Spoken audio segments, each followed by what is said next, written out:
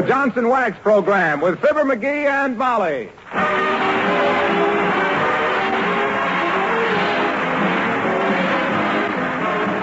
The makers of Johnson's Wax, Johnson's Carnew, and Johnson's Self-Polishing Glow Coat present Fibber McGee and Molly, written by Don Quinn, with music by the Kingsmen and Billy Mills Orchestra.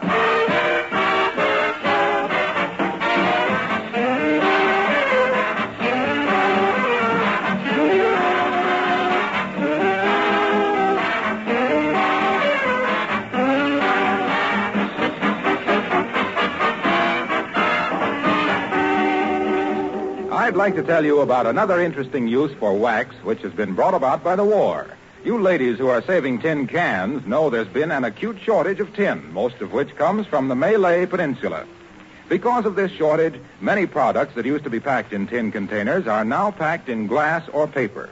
To save further, can manufacturers are now using only one-third as much tin coating as before the war. But when these new packages are shipped overseas, they need still further protection against moisture and corrosion. And that's where wax comes in. To help solve this problem, the makers of Johnson's Wax have developed special wax coatings for these metal containers to help prevent spoilage of vital canned foods. Some canners are already using these Johnson's Wax coatings, both for overseas and domestic packages. They're easy to apply by dipping or spraying. They're even made in olive drab color so that discarded cans won't reflect light. Any food canners interested may write for full details to S.C. Johnson & Son, Racine, Wisconsin, or Brantford, Canada.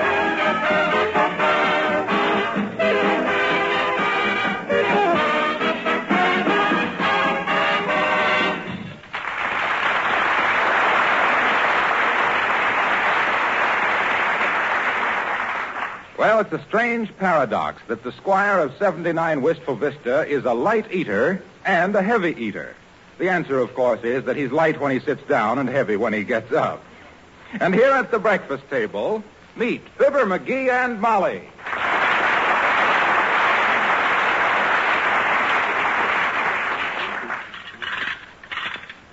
Fibber McGee, strong and able, get your elbows off that table. Oh. Excuse me. Boy, was I hungry. These fall mornings sure put an edge on a guy's appetite.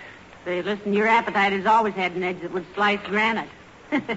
Are you through with the morning paper? Yeah, take it. It's disgusting. What's disgusting about it? And take your spoon out that cup. This lend-lease.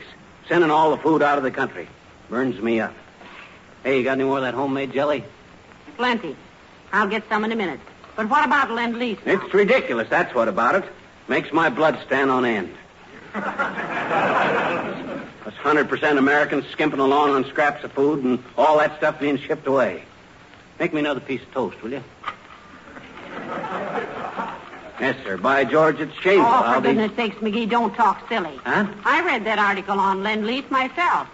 It said our shipments this year will be only 10% of our total food production. And then only if the basic needs of our armed forces and our civilian requirements permit it. You'll have to admit 10% isn't so much. That's only one donut out of a dozen. If your idea 10% is one donut out of a dozen, baby, you better find another bakery. You've been getting gypped. You'd probably blow up the cream puffs with a bicycle pump. I was merely trying to point out, my bulging boyfriend, that nobody, particularly you, will suffer any malnutrition from the food we send our allies. Well, doggone it, it's the principle of the thing. All that food leaving the country and... Hey, is there any more of that country sausage? No. And it will probably be months before we get any more. There, you see, no country sausage. Here we are being deprived of our food at home when... Excuse me. What are you doing? Loosening my belt. I ate too much. What was I saying? Oh, yeah. Here we are being deprived of our food. You didn't finish your egg, dearie. Oh. Mustn't be wasteful, you know. No, I can't finish it. Ran out of chili sauce. Get another bottle, will you? That was the last bottle. Our last bottle of chili sauce? It was. Where did it all go to? Well, you had most of it at midnight last night with your bacon and tomato and tuna fish and lettuce and chopped olive and onion sandwich. Don't you remember? Yeah, but doggone it, Molly, you know how I love chili sauce. Why don't you keep a bottle around for emergencies? I do, and that's the bottle you ate. Oh. And just so you'll have a clear understanding of the issue, chili sauce is now, I think, 18 blue points a bottle. 18 blue points. We got to trade them oysters for it now? No, 18 blue ration points. Oh. Well, why don't you make some chili sauce? Get some tomatoes and chili or whatever you need and make some. Why don't you make some? Who, me? Why? Well, now I'll just do that little thing, Mrs. McGee. Now, let me see. Where did I see a recipe for chili sauce? Oh, quit it, McGee. I was just kidding. Well, I'm not kidding. I'm calling your bluff, baby. I'm going to make some chili sauce. But, sweetheart... Don't get mushy with me. You can't switch me off by having your long eyelashes at me this time. How many tomatoes we got? About a dozen. Well, that ain't enough. Get some more. Get about a gross. How many is that, 4 dozen? That's 12 dozen. Perfect. That ought to make several bottles of chili sauce. Now, look, McGee, you don't know anything about how to make... Careful there. Is the American Army the best fed army in the world? It is. And who cooks for them? Women? No, men. And do you remember that I was a mess sergeant in the last war? No. Were you really a mess sergeant?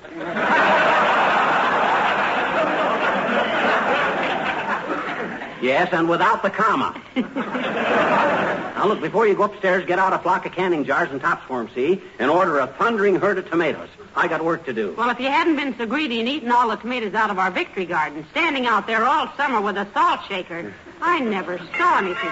Ah, dear, can you beat that? Guy just gets busy with his canning, and look what happens. Come in. Oh, good morning, Dr. Gamble. Hello, Mrs. McGee. Hello, McGee. Hi, Doc. Take a chair. I like to see a declining physician in a reclining position. How long have you been married, Mrs. McGee? 25 years, Doctor. Why? 25 years.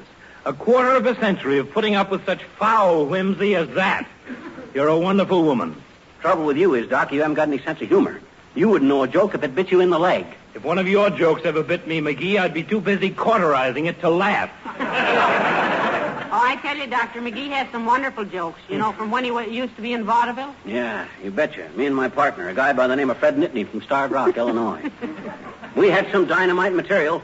Opened in one, closed in the alley. Yes, we had some good stuff. Like when I'd come on stage playing the harmonica without making any noise, and Fred would say, "What are you playing?" And I'd say, "Silent Night." And we both bust into a buck and wing waving our little American flags. Ah, boy, the audience used to kill themselves at us. I can understand it. The urge would be almost irresistible. Say, McGee, tell Dr. Gamble the one about when you'd say, "Is that clock right up there?" And then Mr. Nittany would say, "Yes, right up there." Tell him that one. Yes. Yes, do. Oh, sarcastic, eh? I don't know why I even talk to you, Doc. I shudder to think I ever let a dumb bunny like you spray my throat. Oh, McGee. You wouldn't know the difference between arginol and arsenic. In your case, I wouldn't be fussy. Now, please, Doctor. Doctor my clavicle. Why, you questionable quinine quarterback. You couldn't set a broken broom handle. You couldn't reduce the fever in a saucer of coffee with a cold north wind. You couldn't find the bone in a lamb chop. Oh, why, you insulting little ingrate. When I think of the times I've got out of bed to come over here and treat you for a bad case of gluttony, I have a good notion to kick a couple of incisors down your noisy, overgrown trachea. Oh, yeah? Well, if any incisors go down my trachea... What's a trachea? The windpipe. A windpipe, with you the most active organ in the body. If the Curtis Wright Company ever hires you, they can burn down their wind tunnel and still test clipper ships. Why, You are the gabbiest, loudest, shallowest specimen of the so-called human race that's ever been my ill fortune to come in contact with. And the only reason I came over here was to see if you want to go duck hunting tomorrow morning. Sure, what time? 6:30. I'll call for you. So long, Mr. McGee. Good day, Doctor. So long, kid.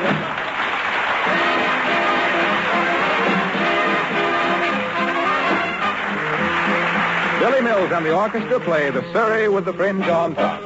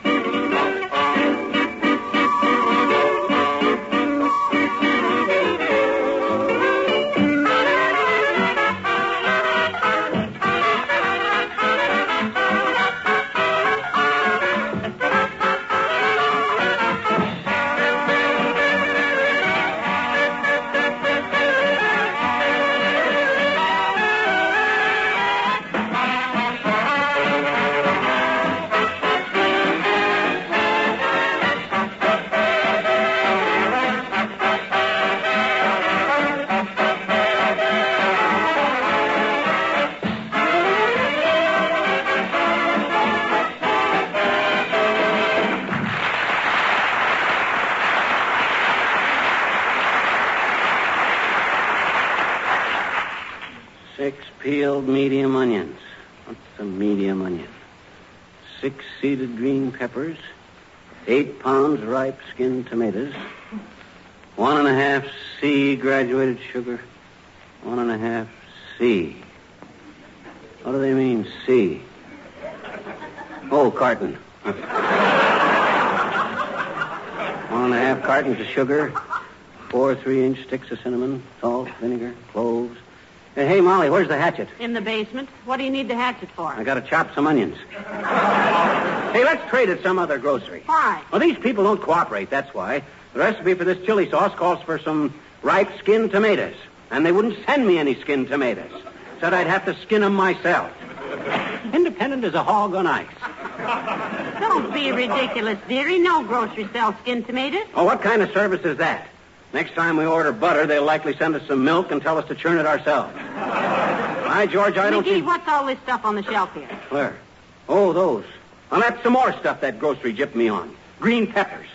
After I peeled the skins off, there was nothing left of them. What? Give me the phone. I'll give that grocery a piece of my mind. But, McGee, a green pepper isn't supposed... Hello, operator. Give me Jimmy Sales Grocery on the Mert. Is that you, Mert? Oh, dear. How's every little thing, Mert? There's, eh? What's a Mert? Oh, Mert. You don't tell me. What is it, dearie? I don't know. She don't tell me.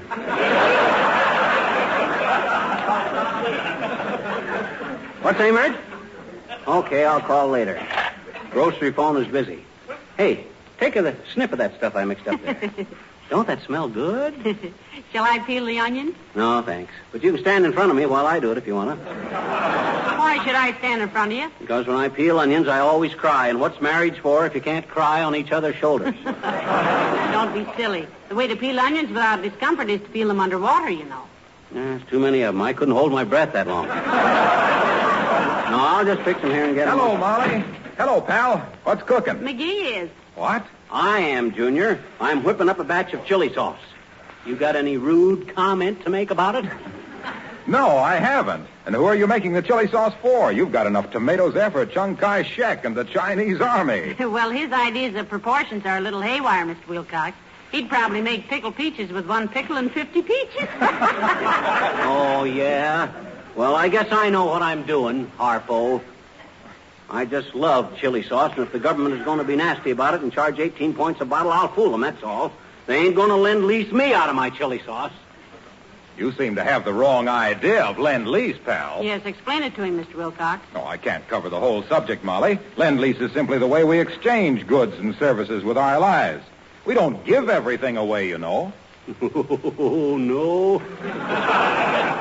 No. Why, in 1943, American forces in Australia and New Zealand received, on a reciprocal Lend-Lease basis, nearly as much beef as was sent from the United States to all countries receiving Lend-Lease foodstuff. You see, McGee? Well, what are we sending all the chili sauce to Australia for? Answer me that. No, we're not.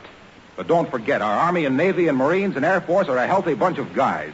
They each eat about 2 pounds of food more a day than they did when they were civilians. Well, does that mean I got to eat 2 pounds a day less a day? Well, I can't think of anybody who could stand it better, dearie. Well, it doesn't mean that at all, pal. There's still plenty of grub for everybody, though we may be a little short of certain items. Say, by the way, do you eat chili sauce 3 times a day? Why, he eats chili sauce on everything, Mr. Wilcox. I never know such a thing. I don't eat chili sauce on... You see? He can't think of anything he doesn't eat it on. Oatmeal? Oatmeal? Did you ever eat oatmeal with chili sauce? Why, it's wonderful. Why, the first time I ever tried Now, that... easy, McGee. Mr. Wilcox is turning pale there. Oh, I'm sorry. I thought everybody liked that. So you claim they ain't sending all the chili sauce overseas, eh, Wilcox? Of course they're not. Anyway, food is merely a part of the Lend-Lease plan. They send a lot. Hey, I got an idea. I'll start my own Lend-Lease plan. Look, Junior, why don't you have Racine send England a few cases of Johnson's wax and let them send me some chili sauce? Why? Huh? That's silly, McGee. There is a Johnson's wax plant in England already. Certainly. Johnson's wax is as familiar to smart British housewives as it is to Americans. It's particularly valuable in the English climate because it seals surfaces against dampness as well as dust. Still, Mr. Churchill might help you out on his next trip, McGee. You know, he has nothing to do but smoke cigars, win a war, and bring you chili sauce. I think you peeled enough of those onions. Huh? Oh, you think so? Yeah, and look, don't waste any of that stuff, Fibber. You know the 4 points of the Food for Freedom campaign. Grow what you can, conserve all you can, share what you can. Can what you can? She's joshing you. Yes, Molly, even that. And last but not least, play fair with the rationing system. Give everybody a square share. Look, Junior, how come you're so well informed on this food business? Well, I'll tell you. My wife sat me in a chair last night and talked to me for 3 hours about it. And just because I went out and spent all of our month's meat points for a couple of wonderful steaks. A word to the wise, pal. So long now. Get this.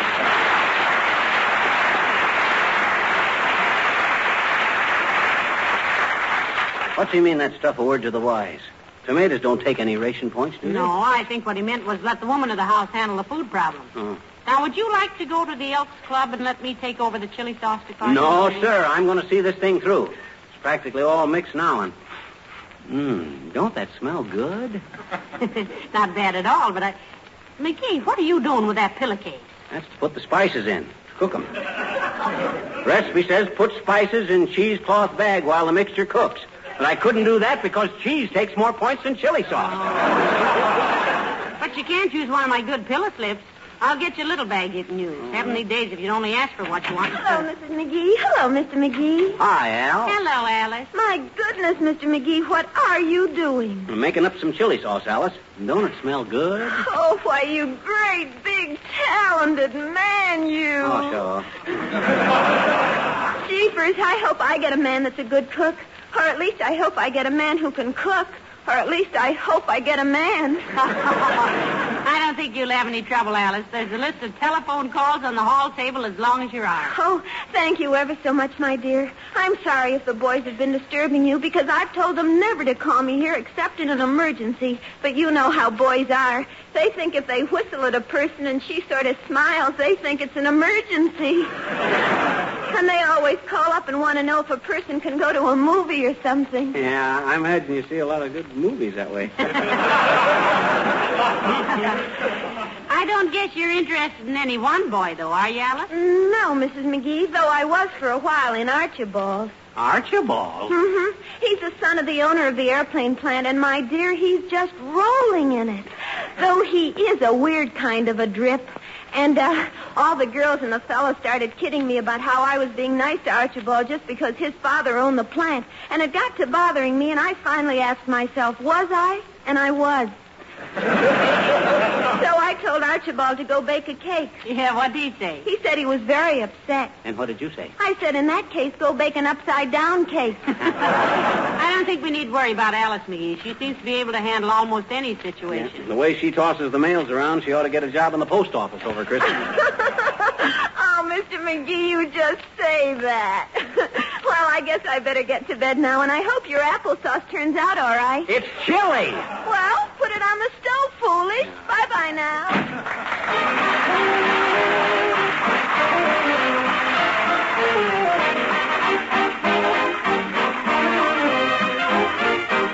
The King's Men singing Sourwood Mountain.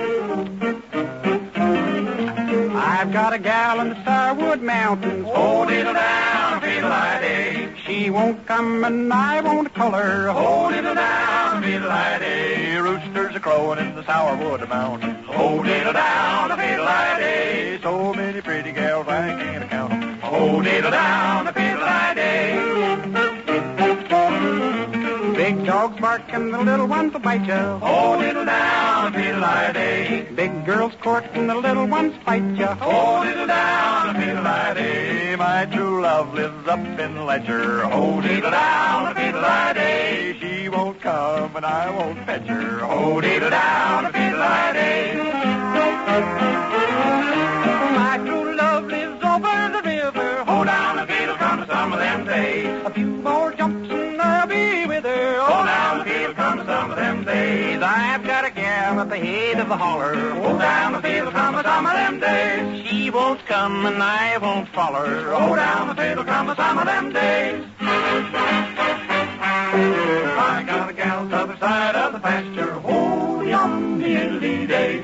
She won't come and I won't ask her. Ho-de-yum-de-diddly-day. I just wrote her a lovesick letter. Ho-de-yum-de-diddly-day. If she wants to read her, she will have to come and get her. Ho-de-yum-de-diddly-day. Old man, I want your daughter.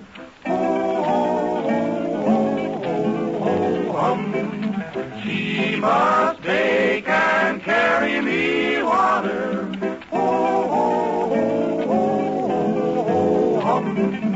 Oh man, I want your daughter. Down, diddle, down, diddle, down, diddle, day. She must bake and carry me water.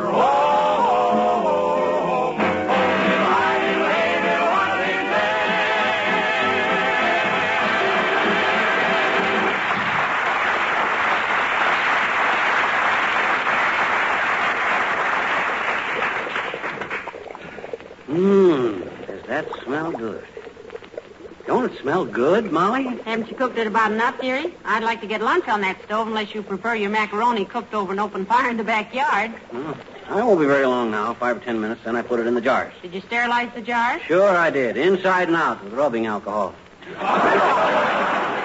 Hey, hand me another tomato. Why do you keep adding tomatoes? Well, because I keep forgetting how much salt and pepper and vinegar and stuff I put in, so to balance it up every time I put in anything, I toss in another tomato.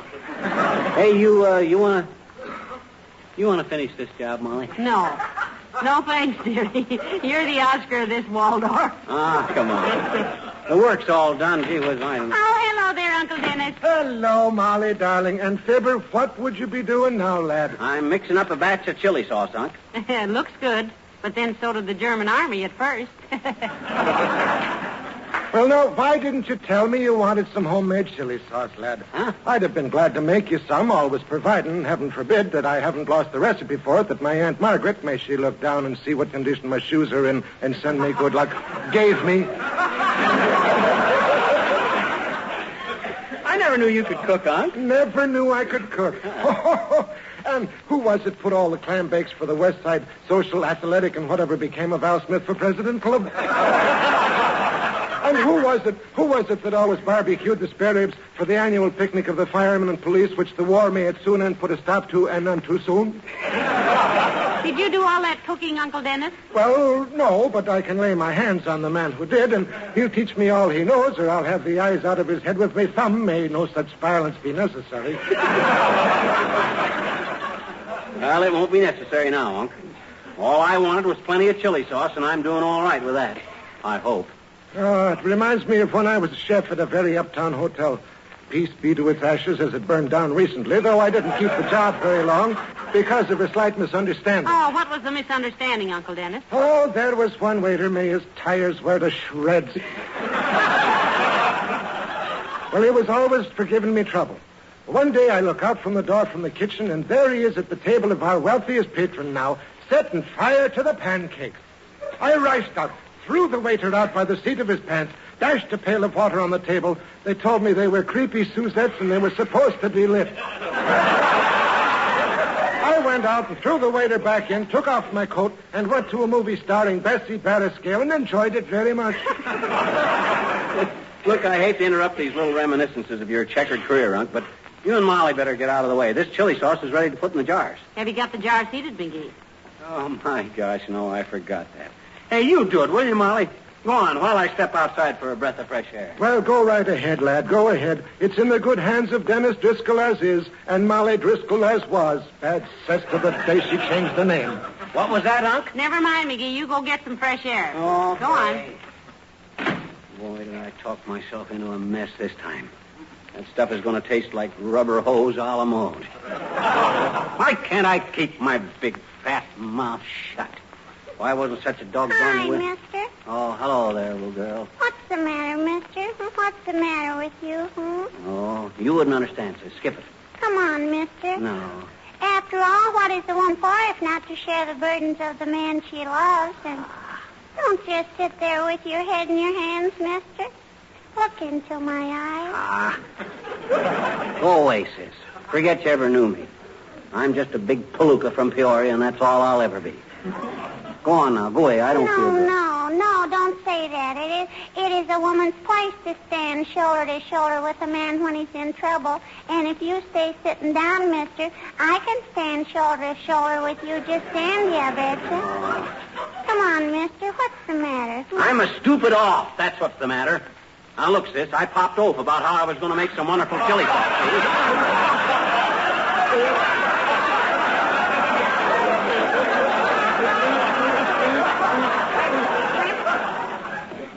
So what does I do in my brilliant way? I lose the recipe. I forget how much of anything I put in. Loused it all up. I've wasted enough food mixing up that batch of fly spray to ruin the National Food Program for 10 years. I'm practically a saboteur. I ought to be stood up against the wall. Now, Mr. Jiminy, it can't be that bad, I bet you. Oh, well, sure. You're a wonderful man, Mr. McGee, and you've been a good kid. And when I grow up, I want to marry a man just like you. Maybe not so gabby, maybe.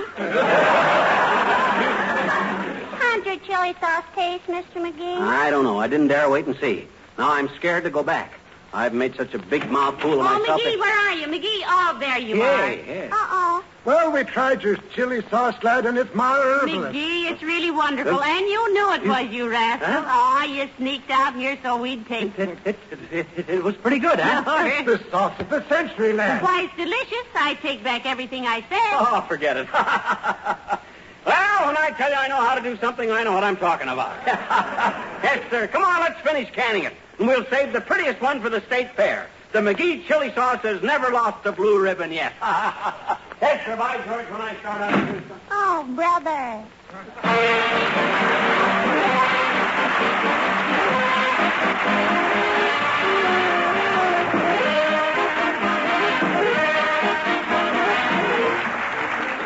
When a circus bills itself as the greatest show on earth, we're not too disturbed by its use of the superlative. Still, we don't like slogans that are always saying the world's best and the world's biggest. That's what troubles me right now, because it just happens that Johnson's Glow Coat is the world's most popular floor polish. Will you forgive me if I say it just this once? The fact is, you probably use Glow Coat on your own linoleum floors for excellent reasons. Not just because it keeps those floors sparkling and beautiful, not merely because it saves you hours of work, needs no rubbing or buffing, and not only because it makes your linoleum last 6 to 10 times longer. Not for just one of these reasons, but for a combination of all three is Glow Coat the most popular floor polish. Linoleum floors the world over are protected, beautified, and made to last longer by the regular use of Johnson's self-polishing Glow Coat.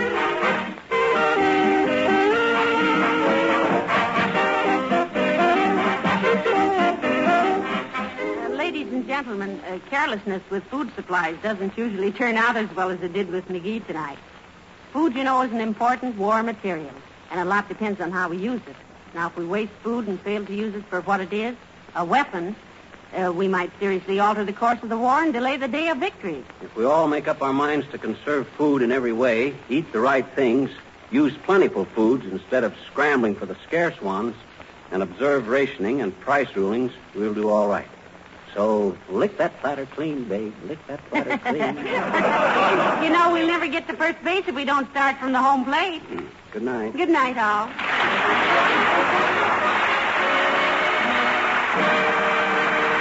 This is Harlow Wilcox speaking for the makers of Johnson Wax products for home and industry, inviting you all to join us again next Tuesday night. Good night. This program came to you from Hollywood.